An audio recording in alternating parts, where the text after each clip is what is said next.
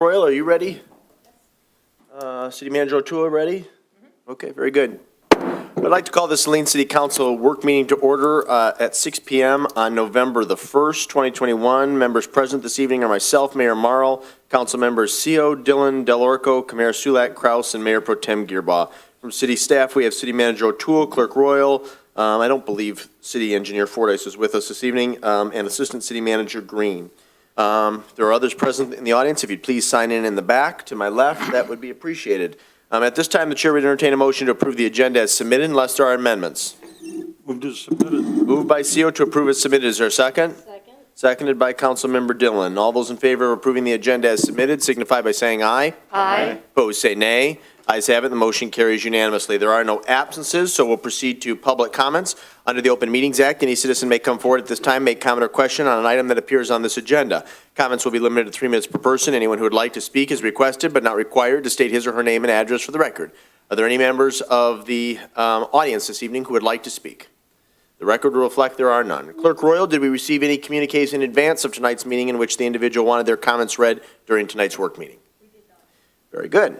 There are no public comments this evening. Then we'll proceed to the first and only discussion item, which is our annual health care benefit renewal. At this time, I will turn it over to the city manager, who will then introduce our guest from Kapnick Insurance. Thank you. Annually, we review the city's employee health, vision, dental, and other supplementary benefits. As part of that process, we have an internal review that includes representation from individual city departments and per union contracts, representation from the individual unions. I'm happy to say that we had unanimous consensus from that group, essentially to move forward with no change in our benefits.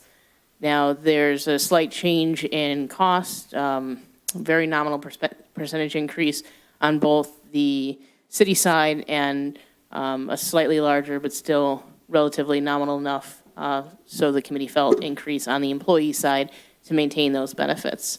But otherwise, we have a representative from Kapnick here to present what that means. Beth?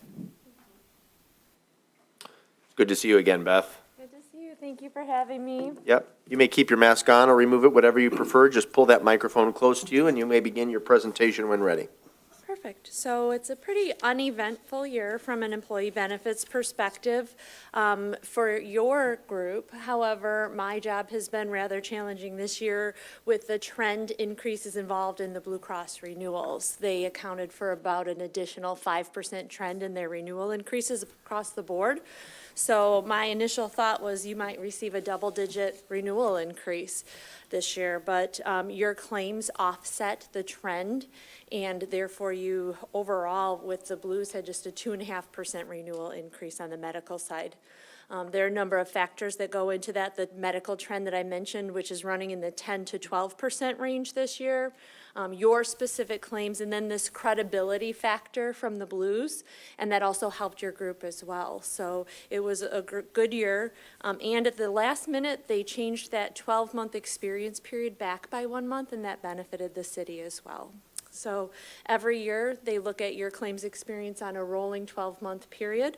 So this is my, notice for this year. I don't think trend will be as big of an issue next year, but we'll keep our eye on the claims and see what happens.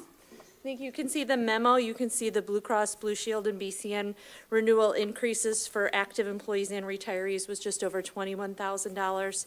The vision renewal was a slight decrease, and Delta Dental did reflect a premium increase of around $10,000. As you know, PA 152 has a hard cap maximum that increased by 3.7% this year. That's the highest that I've seen. In past years, that increase was, last year it was 3.3%. The prior year it was 2%. So this is the highest increase that the hard cap maximum has gone up, so 3.7%. But As we know, a couple of years ago, we experienced the issue where we needed to unblend the rates.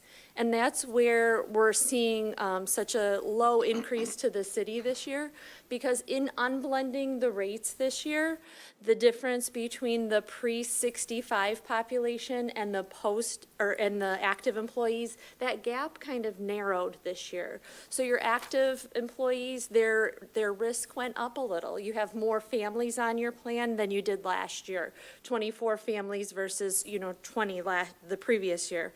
And then from a pre-65 retiree standpoint that we're unblending from, some of them aged into the Medicare and they're not being considered, so that gap narrowed. So you'll see the employees are paying approximately $22,000 more this year by way of lower contributions to the HSA and increased contribution to premium, and that's a result of that unblending and the PA 152 hard cap.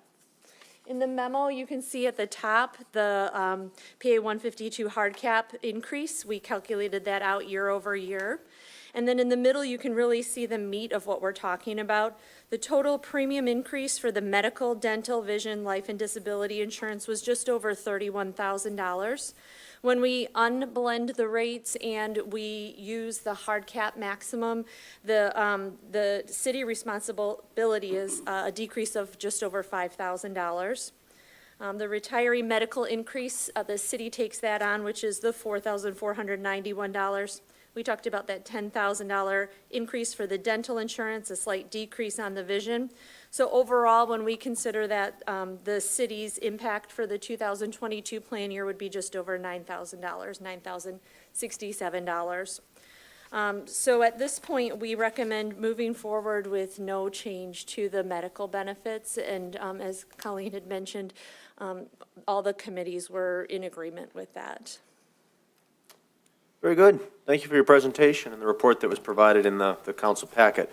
We'll do a round robin of questions, and I'm sure we'll have time for a variety of round robins, if that's the preference of city council.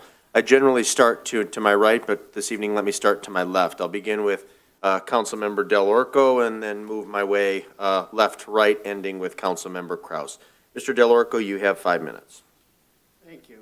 I thought the presentation was very well done, and given the consensus of all across the board and all the committees, and the fact that we're ahead of the trend, I don't really have questions. I think I would agree with the consensus to move forward without any change.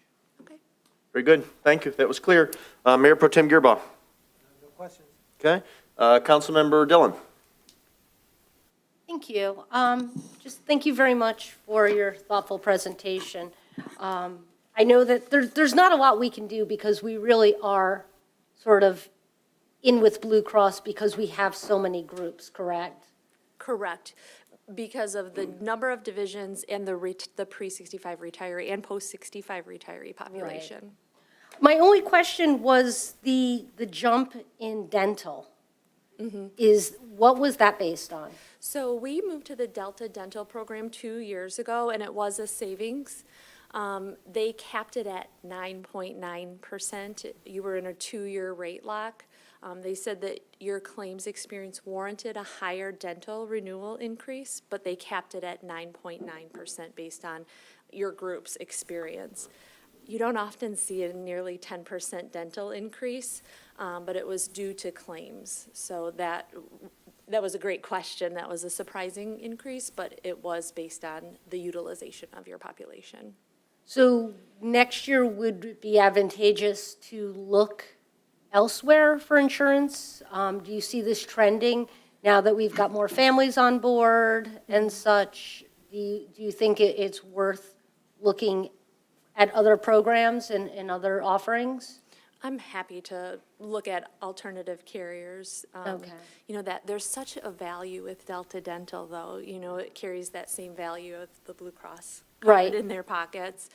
And they're not for profit, so I don't believe they're gouging you just to make premium, right? But I understand at the end of the day, you need to be fiscally responsible with your premium dollars, and I'm very happy to look at alternative carriers. I do know that, in June of 2020, you had just moved in January, and then they had given a 1-month credit on premium because of COVID claim suppression. And it's my understanding that on the dental side, that claims bounced back a little more than they anticipated. So I did deliver a few renewal increases on the dental side, so you're not alone. Okay. No, and just to clarify, I'm not looking to reduce services or such. My thing was just a comparison, a side-by-side of I the agree. rates. Yeah, and sometimes if you can obtain an alternative quote from another carrier, you can go back and negotiate. I can, so. Right. Thank you very much. I'll make a note. That's all I have, Mayor. Thank you, Councilmember Dillon. Councilmember Seal, any questions? No, thank you, Your Honor. Okay. Councilmember Kamara Sulak?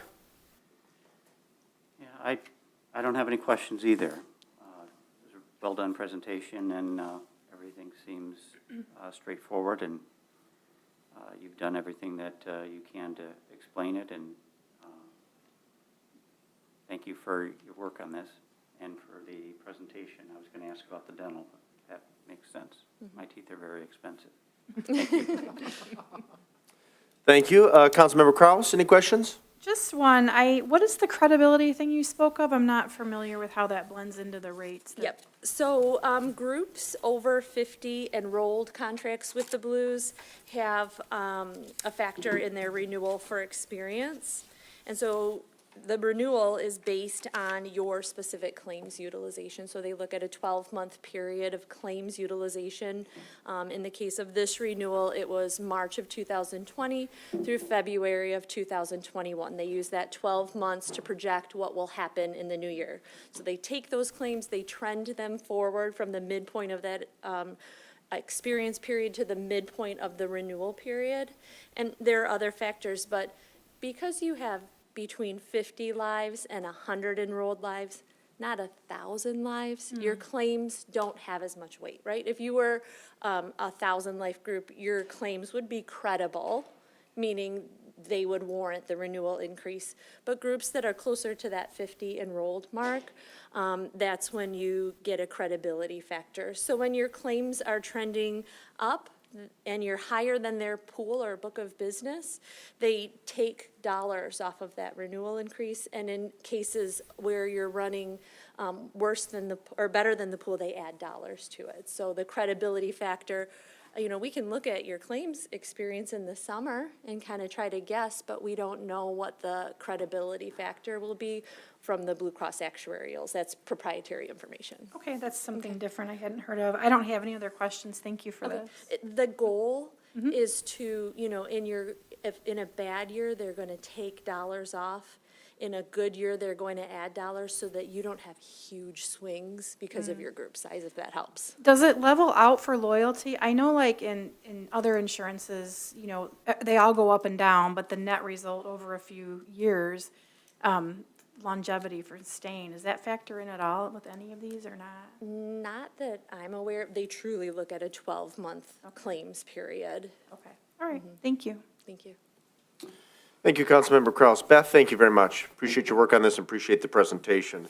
I will note for council's benefit and for the public's that there was an omission on tonight's agenda. Therefore, there was added verbiage, in fact, one additional motion under new business. It's agenda item 21-213, Healthcare 2022 Insurance Renewal. That is on the motion, or that is on the agenda this evening as the final item under new business, and we are looking for council approval this evening. Wanted to make everyone aware of that, and if there are additional questions for staff, I would encourage you to ask them at this time. Was there a hand up? I'm sorry? No? Ms. Dillon? Thank you. Can you just remind, last year we had a significant decrease, didn't we? So it does balance out. Last year, your decrease was 2.5%, and then the year before was 15%. Right. And it truly, if you're looking year over year at that claims experience, it correlates to it. Correct. Okay, I just wanted to confirm that for the public. Yep. Any additional questions, comments? Then we will be seeking a motion to approve at the end of new business. Beth, thank you again. Appreciate it. Thank you. We've got plenty of time. Does staff care to make any additional comments? Ms. O'Toole? No additional comments. Okay, very good. Well, if there's nothing further to be brought before City Council at this work meeting, the chair would be delighted to entertain a motion to adjourn at 6:16 PM. So moved. Moved by Kamara Sulek, was that seconded by Kraus? Yes. Thank you very much. All those in favor of adjourning this work meeting signify by saying aye. Aye. Opposed, say nay. Ayes have it. This meeting is adjourned. Thank you all for being promptly at 7.